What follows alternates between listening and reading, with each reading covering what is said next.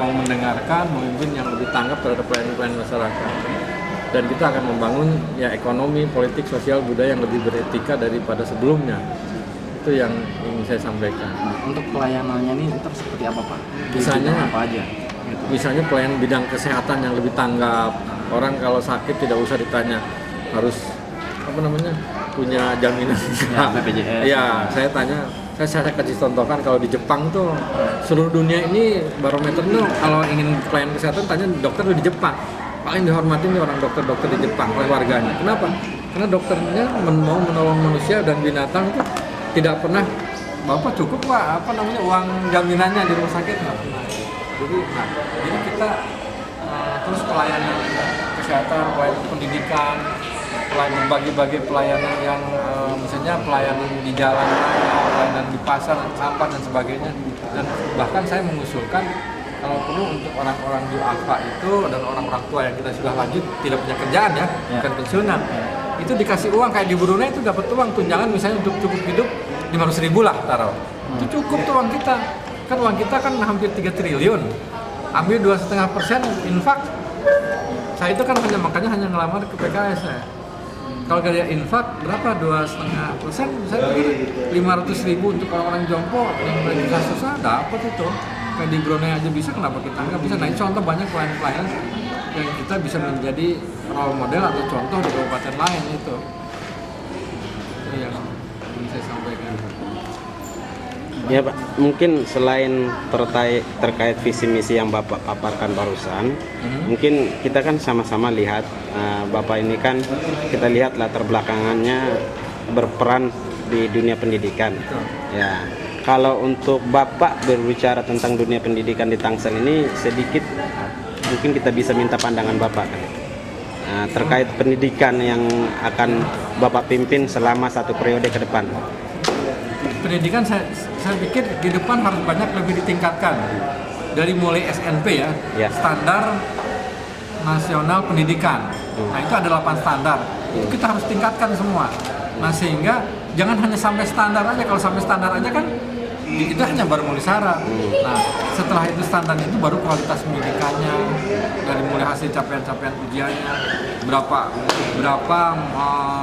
siswa yang kita bisa lanjut ke university yang lebih bagus atau ke UI misalnya atau ke luar negeri. Dan kita harus dorong itu semua sehingga nanti banyak orang-orang Tangsel itu lebih pintar pemuda-pemudinya. Mungkin bisa aja kalau saya sih suatu hari ini punya program, kan di sini hanya 7 kecamatan. Berapa ya? Mungkin setiap kecamatan itu 7 kecamatan kan, betul kan? Ya, 7 kecamatan. Terpinter di level kecamatan itu aja, jangan dibandingkan level kecamatan yang di Jakarta. Diambil berapa orang sekolahkan ke luar negeri, cari dan itu banyak. Dan itu rasanya itu yang disebut mungkin SDM itu. Izin Pak, kalau itu kan kita sudah artinya program yang kita hampir ketahui sama-sama, terus nanti terobosan Bapak yang baru itu. Terus kita kan sekarang ini kan kita punya canangan di negara kita khususnya Indonesia ini wajib sekolah 9 tahun. Ya PMU. PMU sekarang itu. udah PMU pendidikan menengah universal. Artinya di Tangsel ini kan hanya baru wajib 9 tahun. Sementara kita berkacamata kepada tetangga kita sekarang bahkan sampai 12 tahun Pak. Khususnya ibu kota Jakarta sudah memberanikan diri untuk 12 tahun di dalam dunia pendidikan, dia berani membiayai.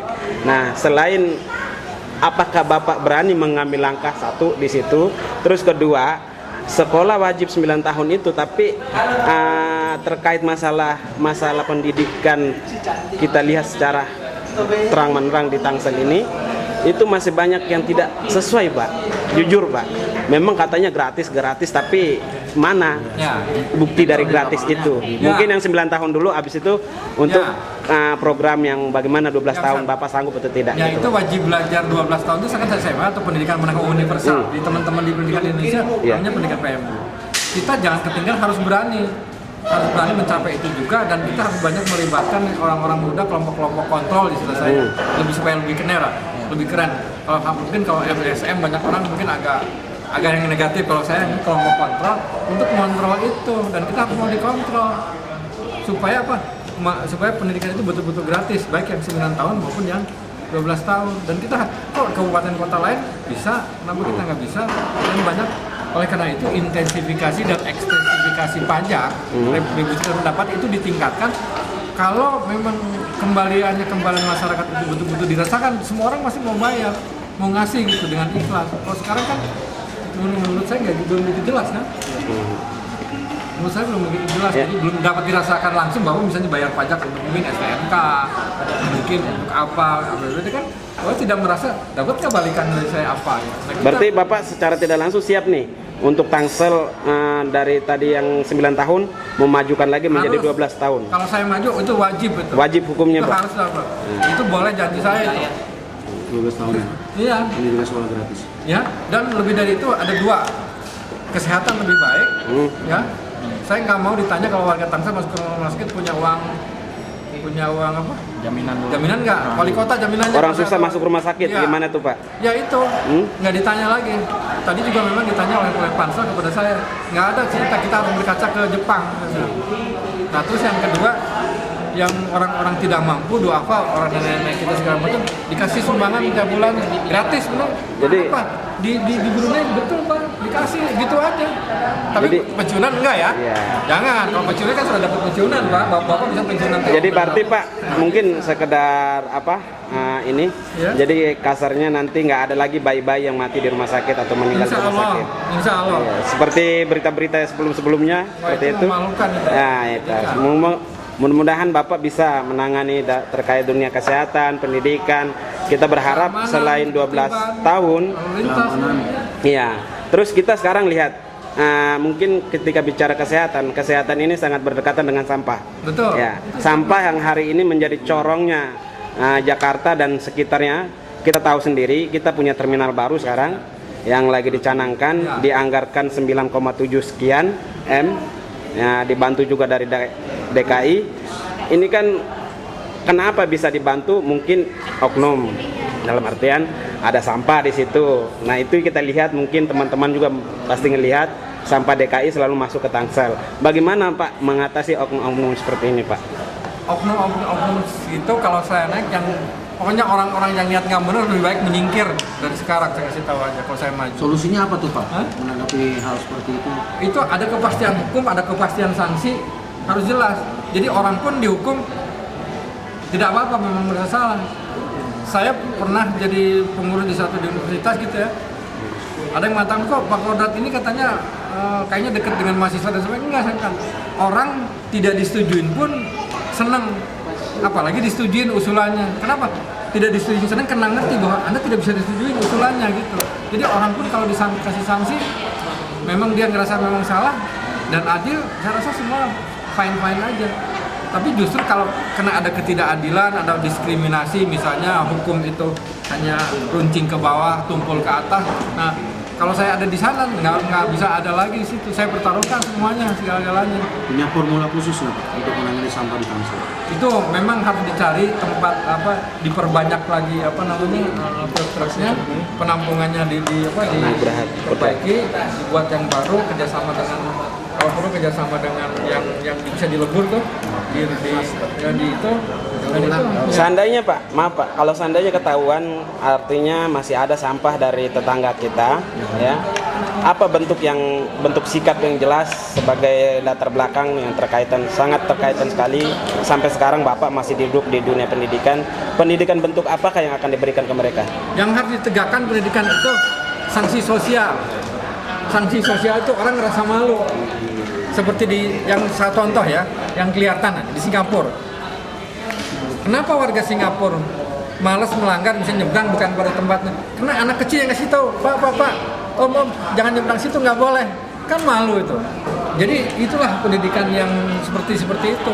Di Indonesia itu pendidikan nama orang, jangan gitu. Udah nggak itu lagi, karena banyak jagoan-jagoan, banyak yang merasa gua lebih tahu daripada lu, banyak yang gitu kan, maaf ya. Nah kita pendidikan sanksi sosial itu sehingga anak kecil lah yang ini kan dia merasa malu begitu kan. Jadi sehingga mungkin pelayanan tertentunya kalau kita kurangin kalau ketemu. Tapi yang edukatif, pendidikan sosial itu umumnya edukatif, bukan hukuman ya. Untuk hukuman itu beda Pak. Tapi sanksi sosial itu umumnya edukatif. Jadi merasa lebih Jadi hukuman untuk mendidik gitu. Masyarakat, saya pikir di seluruh dunia semua pimpinan di setiap tingkatan bupati, wali kota itu kan mungkin tidak terlalu gubernur, presiden, kawan-kawan semua dia punya jiwa edukatif. Jadi menghukum tetapi bukan untuk hukuman itu sendiri. Ada supaya dia lebih baik, dia memberi kesempatan lebih baik. Karena saya datangnya dari edukator, bapak ibu saya guru dosen, anak saya juga guru. Ya insya Allah, mari kita lebih maju lagi. Berarti moto yang akan dicanangkan oleh Bapak terkait untuk maju jadi kandidat calon wali kota ini, yang pertama itu tentang kesehatan dunia pendidikan Pak Iya. yang diutamakan. Keamanan, ketertiban, tadi saya sudah sampaikan, aman di jalan, aman di tempat kerja, aman di rumah. Mudah-mudahan nggak ada begal-begal lagi Pak. Kenapa? Mudah-mudahan nggak ada begal lagi selanjutnya. Ya itu. Nah itu bagaimana kerjasama dengan berbagai aparat kan banyak kan, bukan hanya polisi kan itu banyak gitu. Tapi memang bagi saya dan ke depan saya ingin memajukan anak-anak muda. Kita harus bekerjasama dengan mereka. Sebelumnya udah ada tindakan belum Pak? Misalnya ini dari pengajak dari guru-guru itu masih banyak yang nakal Pak. Ya. Walaupun udah bayar, tapi kadang-kadang dia menyalahgunakan untuk di pengajarannya kurang bagus gitu. Iya. Jadi untuk si anak didik itu nggak bagus ininya gitu. Itu kayaknya Bapak sendiri udah terjun belum menindak di bawah itu atau memberi usulan ke dinas pendidikan agar memperbaiki dari mutu gurunya. Ya, kita kebetulan dari organisasi PGRI ya, dari PGRI saya kan salah satu sekjen PGRI kan, kita sudah ngasih tahu memperbaiki terus dan sejalan dengan itu, saya juga sedang memperjuangkan secara nasional sebagai sekjen PGRI untuk guru bukan hanya di Tangsel aja, tapi di kabupaten lain juga ada upah minimal penghasilan guru atau ustadz. Apa yang disebut upah minimal penghasilan? Sekarang masih banyak guru madrasah, guru swasta yang mungkin muridnya 100-200, honornya hanya 200-300 ribu. Sementara itu buruh tukang kaleng itu di pabrik kaleng kan UMR-nya 2 jutaan kan dibanding dia. Nah sekarang bagaimana dia mau ngajar baik kalau hanya 200-300 ribu. Sementara kan kita tahu sekolah swasta itu lebih banyak daripada sekolah negeri. Artinya apa? Anak-anak bangsa itu lebih banyak yang sekolah di swasta daripada yang di negeri. Nah kapan negeri ini mau memperhatikan secara adil anak-anak bangsa yang kurang mampu dan sebagainya itu yang di sekolah-sekolah swasta itu hanya akan hadir dari pemimpin yang berani mempertaruhkan segala-galanya. Selama ini di Tangsel sudah ada tindakan tegas terhadap guru-guru yang mungkin di PGRI Pak yang menyalahi aturan atau apa? Karena saya di pusat sifatnya ya, saya di nasional ya sebagai sekjen.